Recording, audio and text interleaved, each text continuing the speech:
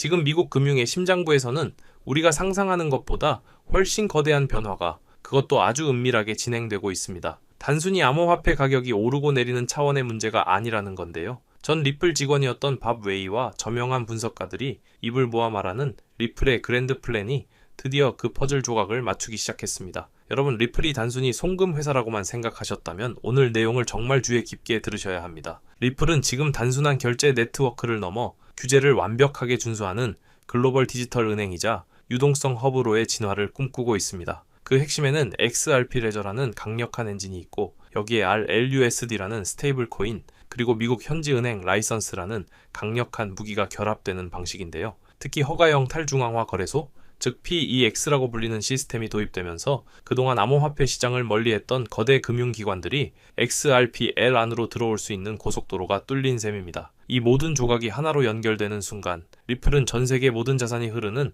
거대한 파이프라인의 주인이 될 수밖에 없다는 거죠. 여기서 우리가 주목해야 할 핵심 키워드는 바로 합성시 BDC입니다. 정부가 직접 발행하는 중앙은행 디지털 화폐인 CBDC에 대해 미국 내에서도 찬반 논쟁이 아주 뜨겁다는 건 잘 아실 겁니다. 그런데 말이죠, 정부가 직접 발행하지 않더라도 그와 똑같은 효과를 낼 수 있는 방법이 있습니다. 바로 리플이 발행하는 RLUSD와 같은 스테이블 코인이 그 역할을 대신하는 겁니다. RLUS는 중앙은행 준비금에 의해 100% 뒷받침되는 구조를 가지고 있는데요. 리플은 핵심 뱅킹 파트너인 피나스트라를 통해 연준의 실시간 결제망인 패드나우와 연준 유동성 도구에 간접적으로 연결되어 있습니다. 이게 무슨 의미냐면요, 굳이 새로운 법을 만들고 정부가 위험을 부담하며 CBDC를 만들 필요 없이 이미 검증된 리플의 인프라와 RLUS를 활용해 실질적인 디지털 달러 시스템을 구축할 수 있다는 겁니다. 규제 당국 입장에서도 이미 규제권 안에 들어와 있는 리플의 시스템을 활용하는 것이 훨씬 효율적이고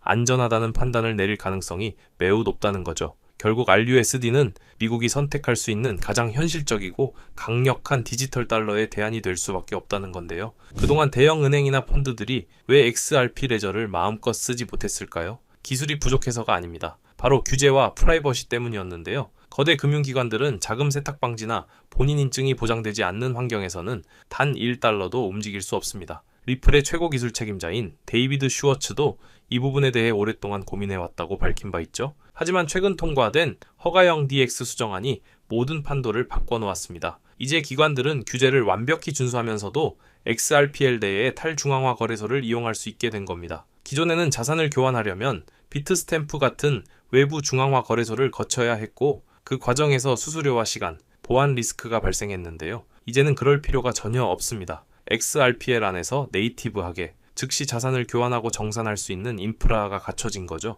이건 마치 제도권 금융이라는 거대한 대매 수문이 열린 것과 같습니다. 수조 달러의 자금이 아무런 법적 걸림돌 없이 리플의 네트워크로 쏟아져 들어올 준비가 끝났다는 의미거든요. 자, 그렇다면 이 모든 시스템 안에서 XRP의 역할은 무엇일까요? 바로 오토 브리징이라는 기술의 답이 있습니다. XRP 레저에서 서로 다른 두 자산을 교환할 때 시스템은 자동으로 가장 효율적인 경로를 찾습니다. 이때 유동성이 부족한 자산들 사이에서 XRP가 중간 매개체, 즉 브릿지 자산으로 활용되는 건데요.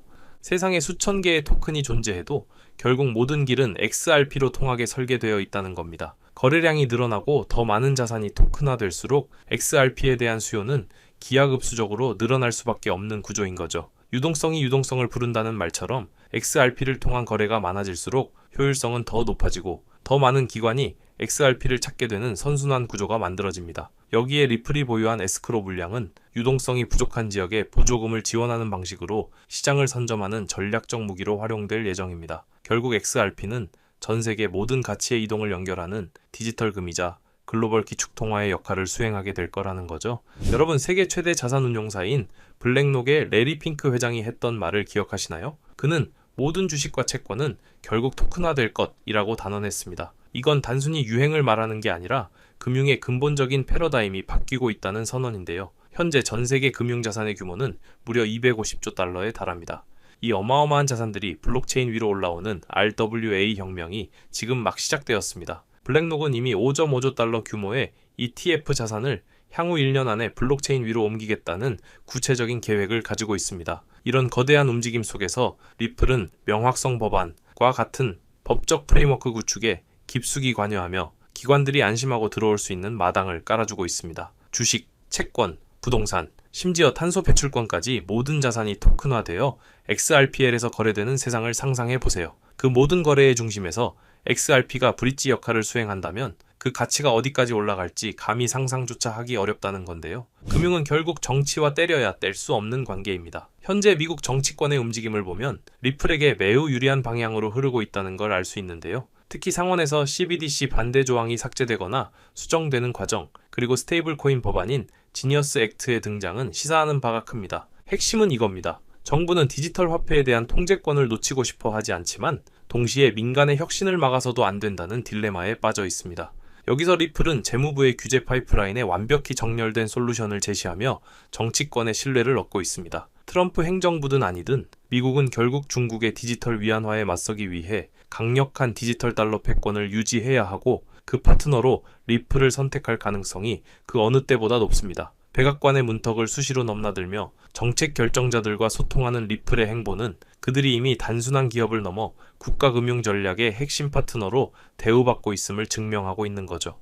월스트리트의 거물들이 이제는 태도를 완전히 바꿨습니다. 모건 스탠리, 골드만삭스, JP 모건 같은 은행들이 비트코인 ETF를 넘어 직접 디지털 자산 수탁, 즉 커스터디 인프라를 구축하고 있는데요. 2026년까지 거의 모든 주요 은행이 디지털 자산 서비스를 출시할 예정입니다. 비트코인이 시장의 문을 열었다면 이제는 그 안에서 실제로 작동할 인프라를 채우는 단계에 진입한 겁니다. 주목해야 할 점은 디지털 지갑의 보급 속도입니다. 현재 디지털 지갑의 수용률은 과거 인터넷이 보급되던 속도보다 무려 30%나 빠릅니다. 수억 명의 개인이 이미 디지털 지갑을 가지고 있고 이제는 기관들이 그 지갑을 통해 막대한 자금을 움직이려 하고 있습니다. 프랭클린 템플턴 같은 거대 운용사들이 이미 온체인 머니마켓 펀드를 운용하며 매일 그 효용성을 증명하고 있다는 사실도 잊어서는 안 됩니다. 이 모든 기관 자금의 유입은 결국 가장 안전하고 효율적이며 규제를 준수하는 네트워크로 쏠릴 수밖에 없는데 그 목적지가 바로 리플이라는 건 너무나 자명한 사실이라는 거죠. 과거의 암호화폐 시장은 4년마다 급등과 급락을 반복하는 주기설에 갇혀 있었습니다. 하지만 비트코인 현물 ETF의 등장과 기관 자금의 본격적인 유입으로 그 공식은 깨지고 있습니다. 비트와이즈의 분석에 따르면 이제 시장은 요동치는 롤러코스터가 아니라 10년 동안 꾸준히 우상향하는 점진적 상승의 시대에 접어들었습니다. 기관 자금은 개인 투자자들처럼 감정적으로 움직이지 않습니다. 평균적으로 8호회 이상의 미팅을 거쳐 매우 신중하고 느리게, 하지만 한 번 들어오면 수조 달러 단위로 장기 체류합니다. 2026년은 강력한 규제 정비와 함께 이런 기관 자금들이 본격적으로 시장의 기초 체력을 다지는 원년이 될 것입니다. 변동성은 낮아지겠지만 그만큼 수익의 질은 높아지고 지속 가능해지는 거죠. 단기적인 시세 변화에 일희일비하기보다 10년 뒤 글로벌 금융 시스템의 주인이 누가 될 것인가를 바라보는 안목이 그 어느 때보다 절실한 시점이라는 건데요. 결국 모든 길은 리플로 통하고 있습니다. 은행 라이선스 확보, 합성 시 BDC로서의 가능성, 기관을 위한 허가형 DX, 그리고 250조 달러의 자산을 담아낼 준비가 된 XRP 레저까지 리플은 지난 10년 넘게 이 거대한 설계를 위해 단 한순간도 쉬지 않고 조각들을 맞춰왔습니다. 지금 우리가 보고 있는 건 단순한 프로젝트의 성공이 아니라 인류 금융 역사의 거대한 변곡점입니다. 누군가는 여전히 의심하고 비판할지 모릅니다. 하지만 월가의 거물들이 그리고 미국의 정책 결정자들이 왜 리플과 함께 방안에 앉아 미래를 논의하고 있는지 생각해 보십시오. 기회는 모두에게 열려 있지만 그 가치를 알아보는 것은 오직 준비된 자들의 몫입니다. 여러분은 단순히 코인에 투자하는 것이 아닙니다. 미래의 금융 시스템, 그 자체의 지분을 소유하는 기회를 잡으신 겁니다. 리플이 그리는 이 거대한 설계가 완성되었을 때 여러분이 어떤 위치에 서 있을지 지금 결정하시길 바랍니다. 오늘 준비한 소식은 여기까지입니다. 오늘 영상 유익하셨다면 구독과 좋아요 한 번씩 부탁드리고요. 저는 다음에 더 좋은 정보와 소식으로 찾아뵙겠습니다. 여러분의 성공적인 투자를 기원합니다. 감사합니다.